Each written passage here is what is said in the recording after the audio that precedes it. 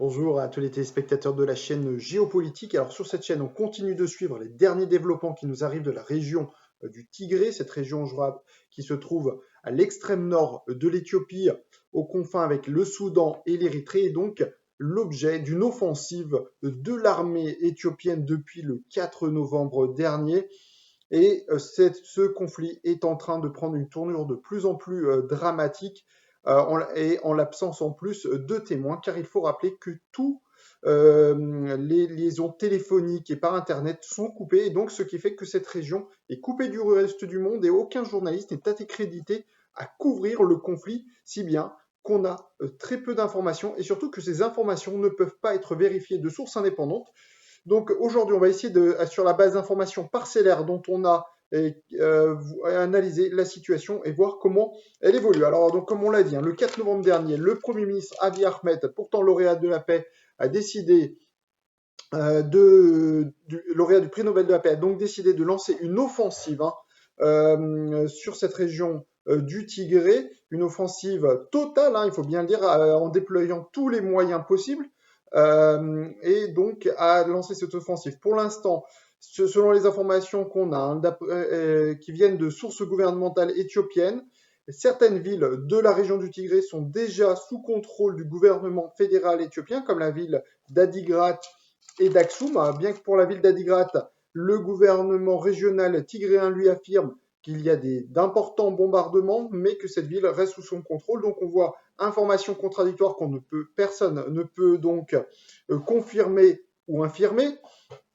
Mais ce qu'on peut dire, c'est que depuis quelques heures, le gouvernement fédéral éthiopien affirme que la ville de Mekele, qui est non seulement la capitale, la principale ville de cette région du Tigré, mais qui est également le bastion de la milice du TPLF. Et donc, évidemment, on craint, si vous voulez, des affrontements de rue, d'autant plus que le gouvernement éthiopien, en fait, veut une guerre courte. Abiy Ahmed comprend que un enlisement de cette guerre pourrait lui être fatal politiquement, et donc il comprend qu'il faut aller très vite. Mais malheureusement, pour aller très vite, cela requiert également d'utiliser des gros moyens, et notamment de l'artillerie.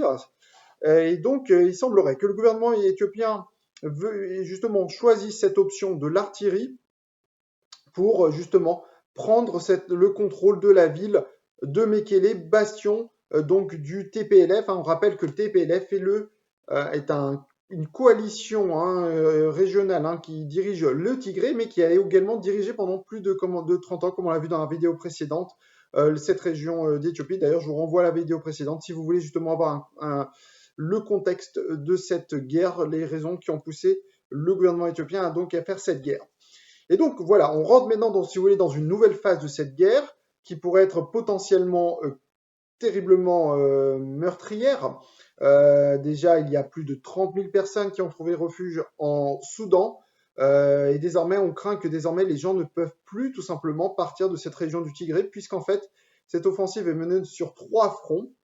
Le front sud, depuis la région de l'Amara, sur le front de l'Est, avec une possibilité que l'armée érythréenne soit également participe à cette offensive, même si l'armée érythréenne dément, il semblerait quand même que l'armée érythréenne soutienne l'armée éthiopienne. Il faut quand même rappeler que l'Érythrée est l'ennemi historique du TPLF, du gouvernement de la coalition tigréenne, et c'est bien pour ça que la semaine dernière, des roquettes sont tombées sur l'aéroport d'Asmara, et puis également une offensive vers l'ouest. Donc on voit que les troupes tigréennes sont prises sur 3 différents fronts, avec utilisation d'artillerie, de moyens aériens pour bombarder. Donc on voit une offensive totale menée par le gouvernement éthiopien pour justement prendre la ville de Mekele le plus rapidement possible. Est-ce que le gouvernement éthiopien arrivera à ses fins rapidement? Rien n'est moins sûr, car il faut rappeler que cette milice du TPLF est composée quand même de pas moins d'au moins 250 000 personnes qui ont été aguerris aux armes au sein même de l'armée éthiopienne et qui ont, à leur retour de leur service militaire, stationné, amassé les armes sur le territoire tigréen. Donc on voit que le TPLF est armé jusqu'aux dents, possède probablement les meilleurs armements, puisqu'on sait que tout le commandant de l'armée éthiopienne faisait partie de cette milice du TPLF. Et donc, ils ont ramené les armes sur le territoire tigréen. Donc, on sait que cette guerre, par avance, Abiy Ahmed sait que cette guerre va être difficile à mener. Et c'est bien pour ça qu'il utilise tous les moyens. Tout de même, on peut quand même rapporter qu'il semblerait également que cette offensive aussi crée d'énormes impacts sur la vie des civils se trouvant sur le territoire tigréen avec l'ONU qui rapporte des possibles crimes de guerre, voire même crimes contre l'humanité avec l'utilisation de machettes. Donc on est face à un conflit absolument barbare. Et donc, il faudra voir justement comment les choses pourront évoluer.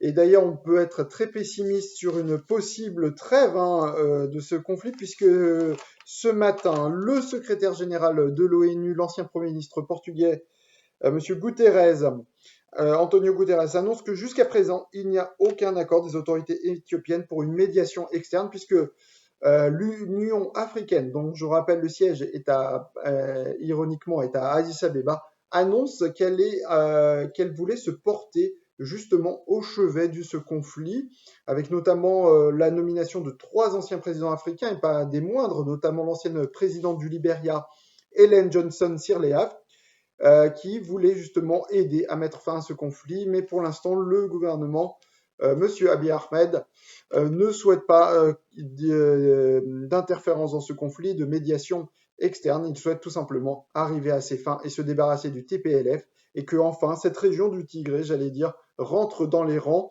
adhère à la coalition qu'a mis en place Abiy Ahmed à son arrivée au pouvoir, qui se nomme Parti de la prospérité, dont tous les autres gouverneurs d'Éthiopie, à ma connaissance, ont rejoint la coalition mise en place par Abiy Ahmed, et que seule cette région, j'allais dire, rétive du Tigré n'a pas voulu rejoindre, et c'est ce qui a poussé en fait Abiy Ahmed à faire cette guerre pour montrer son autorité et qu'aucune région ne soit dissidente, se range derrière le rang du Parti de la prospérité pour mettre fin, si vous voulez, au caractère fédéral de l'Éthiopie et que l'Éthiopie soit un État unitaire. C'est tout le pari de cette guerre menée par Abiy Ahmed. On continue de suivre sur cette chaîne géopolitique les derniers développements qui nous viennent de la région du Tigré.